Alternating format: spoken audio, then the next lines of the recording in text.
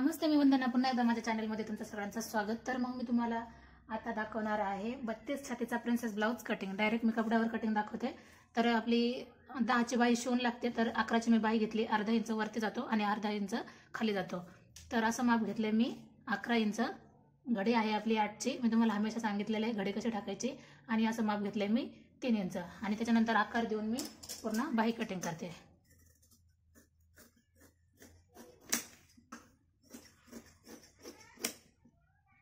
आणि मधला पॉइंट आपल्याला कट करून घ्यायचा आहे. आता आपल्याला प्रिन्सेससाठी कटिंग करायची आहे. तर डबल फोल्डमध्ये पीस आहे, नीट लक्षात घ्या. बंद बाजू समोरून आणि ओपन, बंद बाजू माझ्याकडून आहे आणि समोरची ओपन बाजू आहे.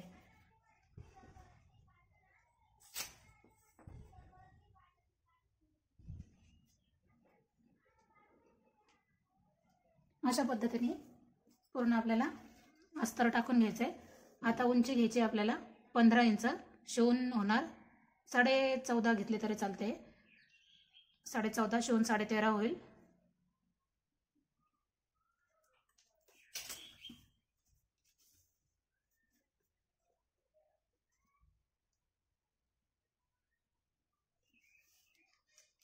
आपल्याला 10ची घडी घ्यायची.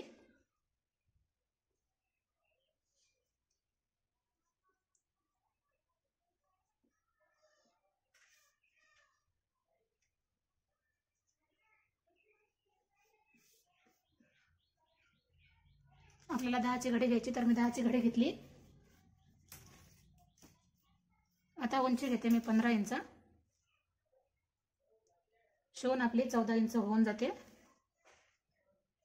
आणि आपल्याला हे दोन्ही लाईन आखून घ्यायच्या.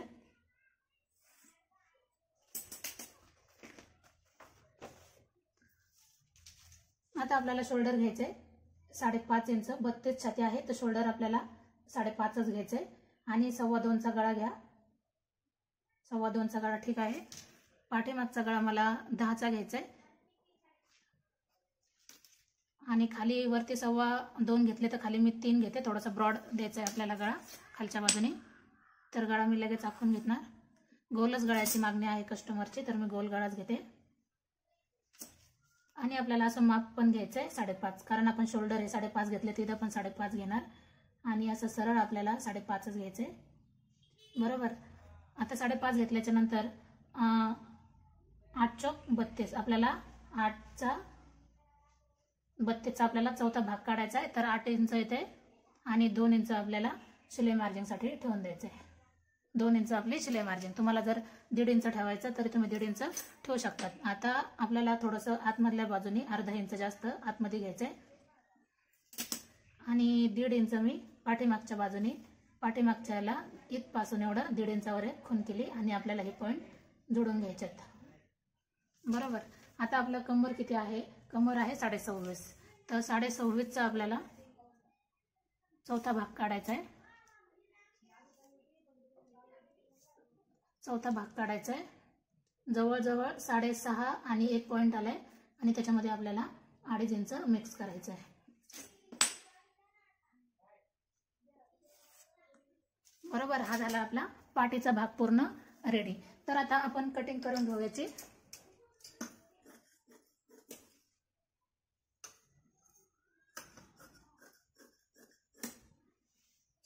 अशा पद्धतीने जर कटिंग केली तर नक्कीच ब्लाउज एकदम परफेक्ट बसतो. कुठेही काही प्रॉब्लेम येत नाही. यानुसार तुम्ही पण कटिंग करा. हे डायरेक्ट मी कस्टमरच्या ब्लाउजवर तुम्हाला दाखवते. तर हा झालाय आपला पाठीचा भाग तयार. तर आता आपल्याला घ्यायचे आहे समोरचा भाग. आता 1 इंचाची आपली पट्टी असते, तर 1 इंच खालच्या बाजूने समोरची बाजू आपल्याला सोडून द्यायची, कारण आपल्याला आता फ्रंट बाजू कटिंग करायची.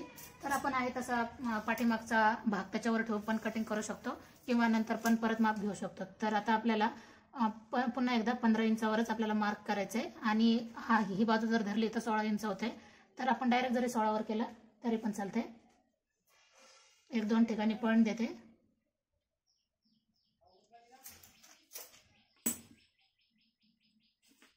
बघा, आता 2.25 आपण गळा घेतलेला आणि 5.5 इंच आपण शोल्डर घेतला. तर आता समोरचा गळा 6.5चा टाकला तरी चालते, किंवा 7चा टाकला तरी चालते. मी 6.25चा टाकते. आणि आपल्याला थोडासा गळा समोरचा ब्रॉड ठेवायचा आहे, म्हणजे आकर्षित गळा दिसतो. आणि मी असं पण 5.5 घेते.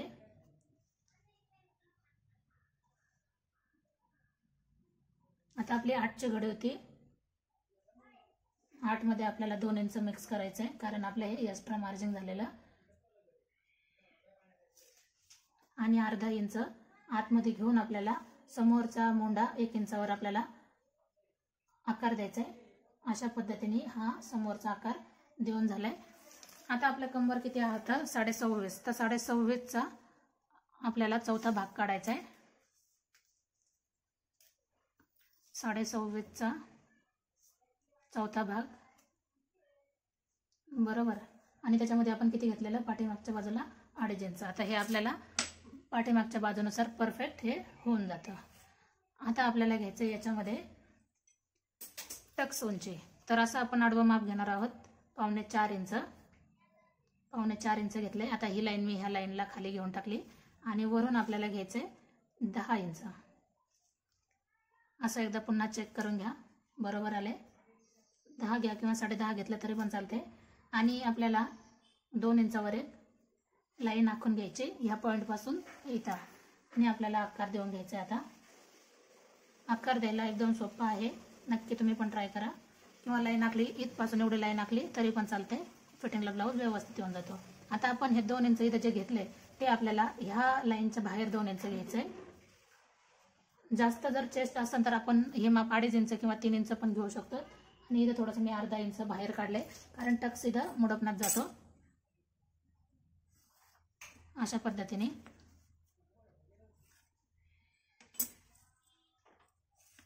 आणि बघा, हा ह्या पॉईंटपासून मी ह्या पॉईंटपर्यंत जोडून घेतले आणि वरती अर्धा इंच घेतले. अशा पद्धतीने समोरचा भाग पूर्ण आखून कंप्लीट झालाय. तर आता आपल्याला याची कटिंग करायची. तर मी हर एक व्हिडिओमध्ये एकदम सोपी पद्धत दाखवते, तुम्हाला दाखवण्याचा प्रयत्न करते.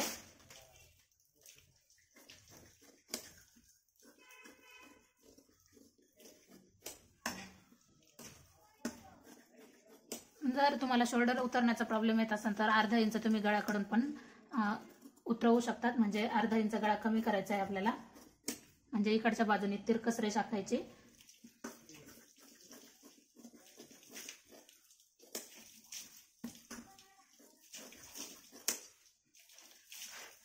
हे बघा, अशा पद्धतीने हा 32 साईजचा ब्लाऊज हा पूर्ण कटिंग तयार झालेली आहे. आता आपण घेऊ डायरेक्ट कपड्यावर कटिंग, म्हणजे मेन फॅब्रिकवर कटिंग. तर अगोदर आपण मी पीस घेतलाय.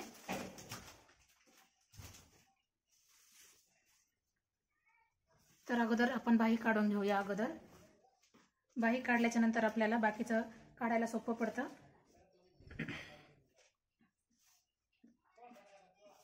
आता आपण 4 फोल्ड करून पण आपण बाही कट करू शकतो अशा पद्धतीने.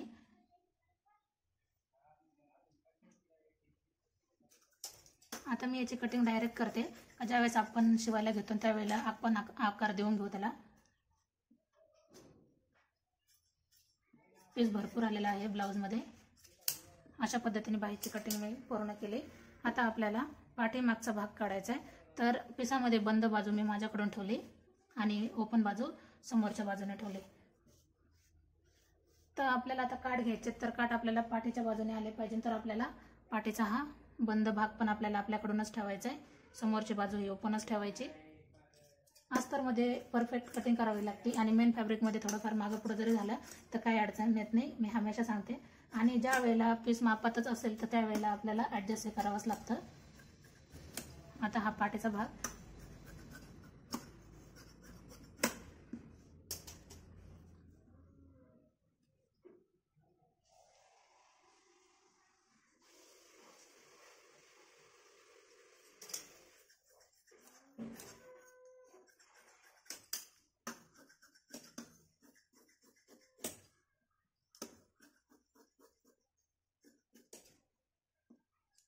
अशा पद्धतीने जवळजवळ पूर्ण कटिंग झाली.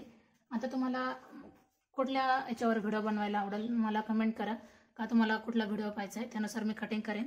कारण भरपूर गर्दी असते, वेळ कमी भेटतो. जसं ॲडजस्ट होईल त्यानुसार मी व्हिडिओ टाकण्याचा प्रयत्न करते.